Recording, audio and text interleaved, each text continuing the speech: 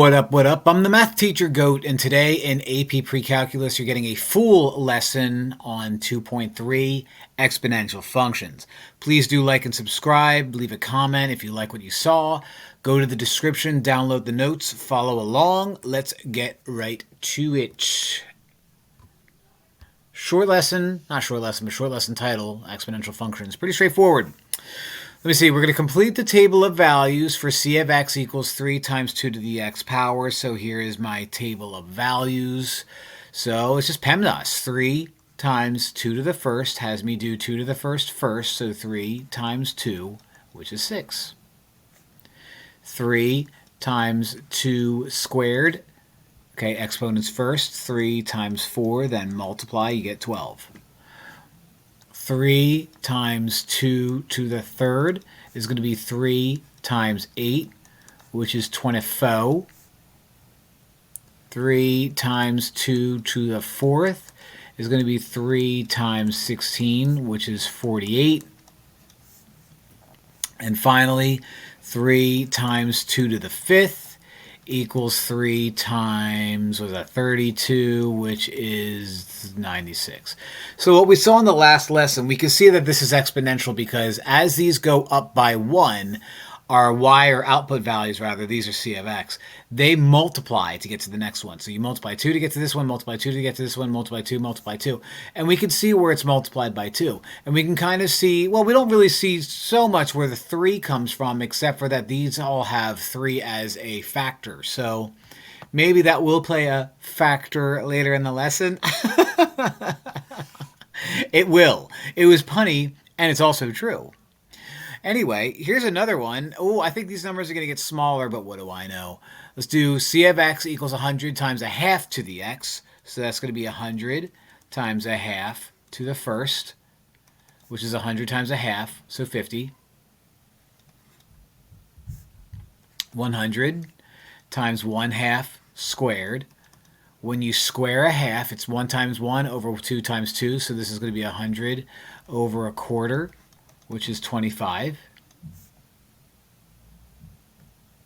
100 times a half to the third is the same as 100 times half times half times half is 1/8.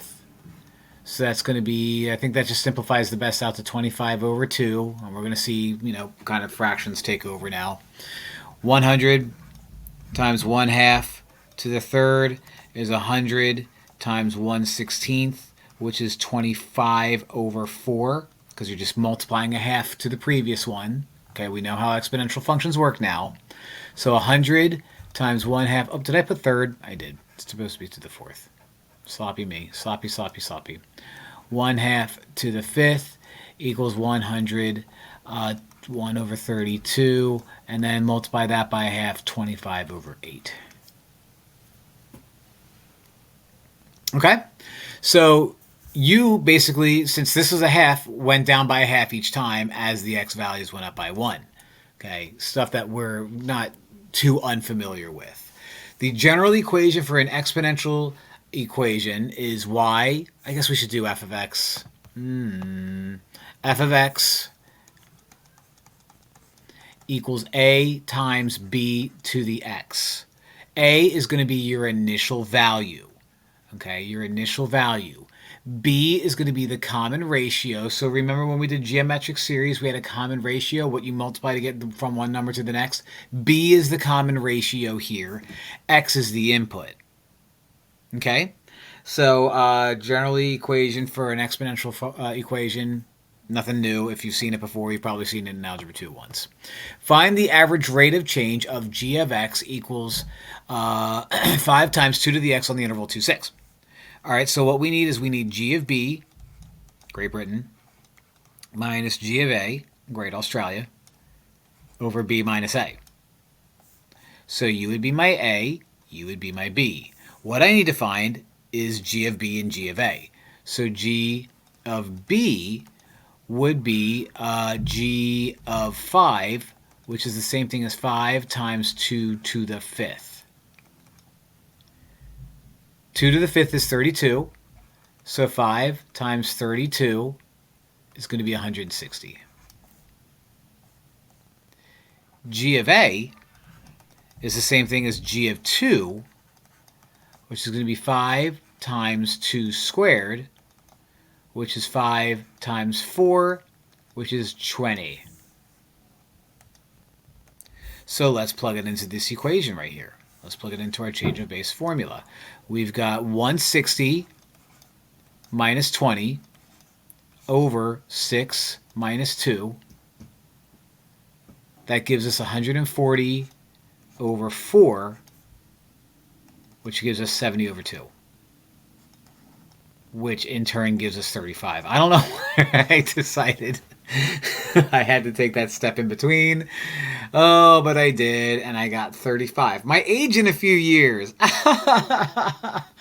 Oh, that's also a joke. I'm a little bit older than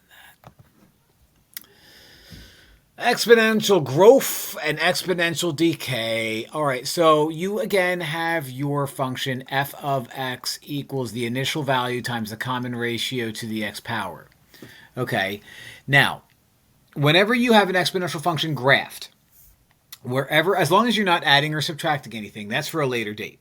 Okay, if it's just something times something to the something power, the initial value is going to be your y-intercept. Okay, that's going to be your y-intercept. And if you're like, why? Well, at the y-intercept, x is 0, and so if x is 0, then you get b to the 0, which is 1. So whatever a is, you're multiplying it by 1, so that would make sense here.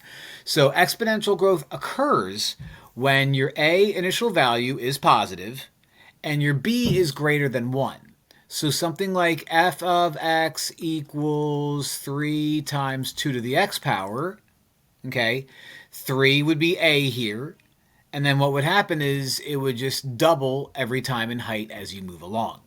Okay, but the fact that this is positive and you're greater than 1 is what makes it exponential growth. Now, before you just run to the thing and say, b is less than 1. Exponential decay is when your a is still positive, but your b is in between 0 and 1. So an example of that, as I just make it up right now, would be f of x equals 4 times 1/5 to the x. U would be 4, so your y-intercept would be 0, 4, and then you just go a fifth of it, a fifth of it, a fifth of it. Okay, so these would drop down pretty sharply. Pretty sharply. Okay, decay means it's getting smaller. It hits that. It kind of hits this slope thing, and appears to have it levels out right around here at the x-axis. It starts at leveling out and then explodes all of a sudden. That's why when people say this is going to happen exponentially, what happens is it happens quickly, like super fast, and fast. So now let's identify if each function is growth or decay. All right, so we've got 2 times 0.6 to the x. This is decay, and without having to write it down, we can say it's because 0.6 is in between, well, I guess we could say 0.6 is in between 0 and 1. So we can say that. You are growth because 7/5 is greater than 1. So again, we're looking at the b. The b is what matters here. As long as a is positive, which they are in all of them, the b is what matters. You're bigger than 1, then you're growth. You're between 0 and 1, then you're decay, because 1/6 is between 0 and 1. Okay? You're bigger than 1, then you're growth. And that's because 1.3 is greater than 1. All right? The following values are output values of an exponential function in the form f of x equals a times b to the x, where a and b are constants. Write the function along with the input value that represents the output value. So basically, we are taking this guy and saying, if I do 4 times 4 times 4 times 1.5, what am I going to get here? Well, the equation that it's going to give me, and they want us to keep it as a times b to the x. They want me to say is you are my initial value, and since you are the one that keeps repeating all the time, you're going to be my common ratio. So you're going to be 1.5 times 4 to the x. And in this case, x is 3. You are the one that's being repeated, so you're my common ratio. You're my initial value. And in this case, x is 2. So let's make this a multiple choice problem. 3 times 3 times 3 times 3 times 3 times 5.6. Okay, in the form f of x equals a times b to the x. So we've got f of x is going to equal my initial value, 5.6, times 3 to the x power, x will equal 5. So the exponential function has an initial value of 1. Nope. The exponential function has an initial value of 3. Nope. The exponential function has an initial value of 5.6. Yup. A base of 3. Yup. And an input value of 5.6. Nope. The exponential function has an initial value of 5.6. Yup. Base of 3. Yup. Input value of 5. Yup. Yup. Yup. Yup. Yup. Yup. Yup. Yup. Yup. Yup. Yup.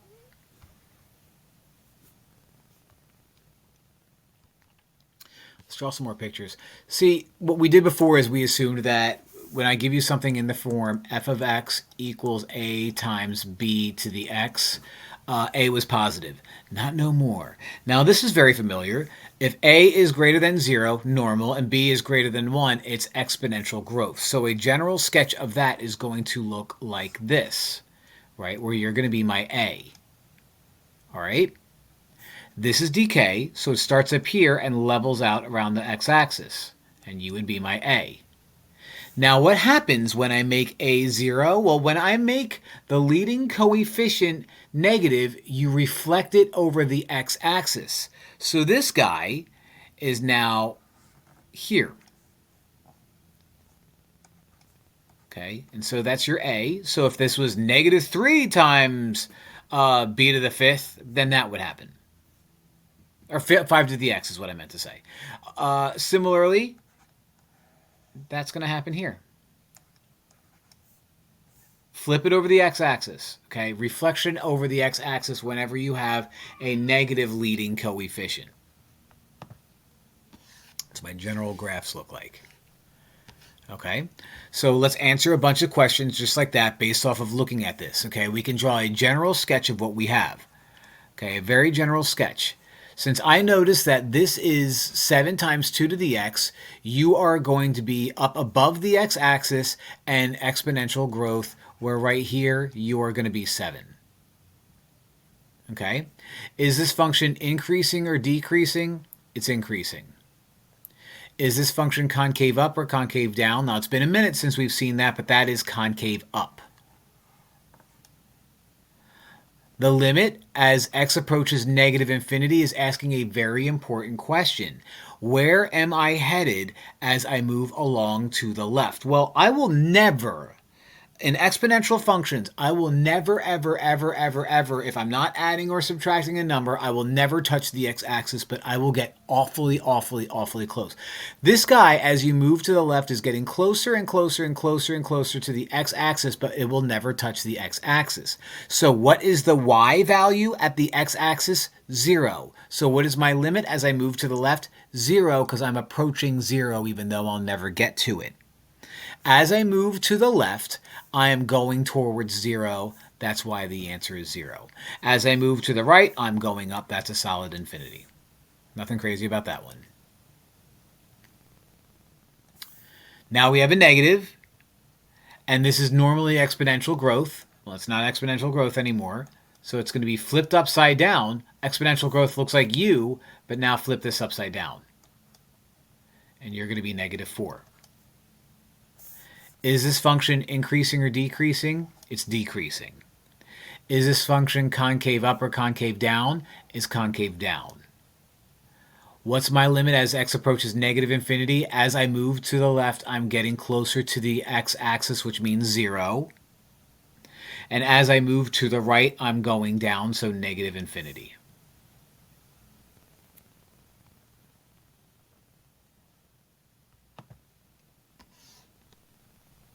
Okay. Let's do 2 more of these. We just have a regular old exponential decay because that b is in between 0 and 1. So it looks like u. Since you're an invisible 1, you go through 1. Is this function increasing or decreasing? It's decreasing. Is it concave up or concave down? It's concave up. As I move to the left, where am I headed? Well, as I move to the left, I'm going up, so that's infinity. And as I move to the right, I'm leveling out at 0, so the answer is 0.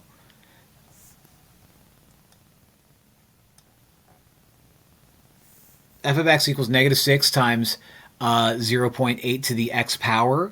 All right, so that's very similar to what we just did. So normally that would look like decay, but we're going to flip it upside down. So it's going to look like u. And you go through negative 6. Is the function increasing or decreasing? It's increasing. Is it concave up or concave down? It's concave down. As I move to the left, where am I headed? Down. And as I move to the right, where am I headed? I'm approaching 0.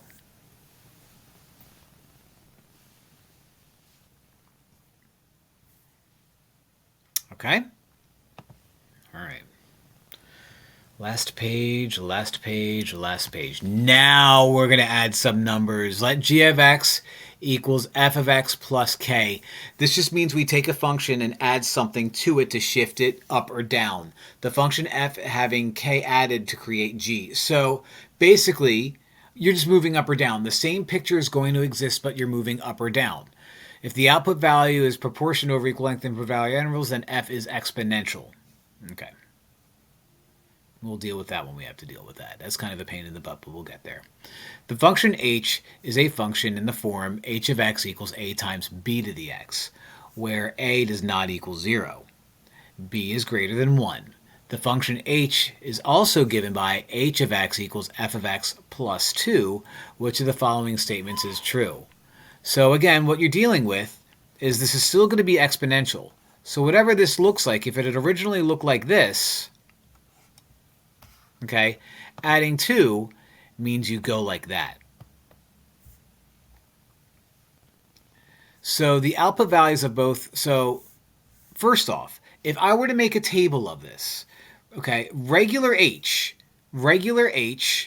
could look something like this. It could look like 1, 2, 3, 4, and I'm literally just making this up. So if I were to call you 2 and then say that you multiply these by 2, 4, 8, 16. So h of x is just a regular old exponential function. In this case, I'm making it exponential growth.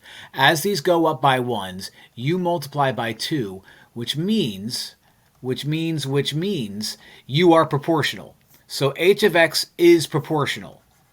So I'll give it props. Oh man, I'm on fire today. Now,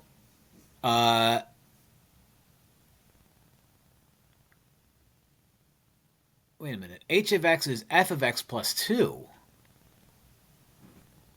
Okay, so f of x, which would mean that f of x is, what a stupid thing. So, okay, if h of x is f of x plus 2, that would mean that f of x is h of x minus 2. So what f of x would look like is if you're 1, 2, 3, 4, you would be that minus 2, 0, 2, 6, 14. Now, just looking at the table, I can't multiply you to get from one number to the next. 0 times nothing, 0 times nothing is going to get me 2. It's impossible. But even then, if I were to be like, all right, well, to get from 2 to 6, you'd multiply 3, but 6 times 3 isn't 18. Like, it's not 14. This doesn't work. So f of x is not proportional where h of x is. So h only, not f, are proportional. Very, very, very, very, very, very bizarre problem indeed. All right. So let's do this. Let's have some fun. Let's actually come up with the equation for this. Why not? Okay, if you have f of x equals a times b to the x, my initial value, a, is when x equals 0. So since x equals 0, you're technically going to be my a. So f of x is going to equal 40. Now what's my b? That's my common ratio. What am I doing every time? multiplying everything by 1/2. Multiplying everything by 1/2. So this gives us 1/2 to the x power. Okay? But what am I doing here? This table gives which of the following statements are true? F demonstrates exponential decay. Yup. Because A is greater than 0. Yup. And B is in between 1, 0, and 1. All right. Well, that was a nice, easy problem. How about that? Catch me outside. How about that? Get out of here. We're done? All right, boys and girls. That's exponential growth and decay, or functions, or whatever this lesson was called. Make sure you hit the like and subscribe button. Please give me some of that clout and some of that YouTube money. Also, go to my YouTube channel and type out AP Precalculus 2.3 and watch some of my random AP Precalculus videos. They'll probably give you just a little bit more insight on what was in the lesson. You know, I make these notes for my students, so I can't fit in like 2 hours of material in 1.5 hours of time. So, you know, I always encourage them to watch these other videos just to give you more meat to that bone. So thanks for watching. I appreciate everybody. I appreciate all the positive comments. Have a wonderful day. Bye.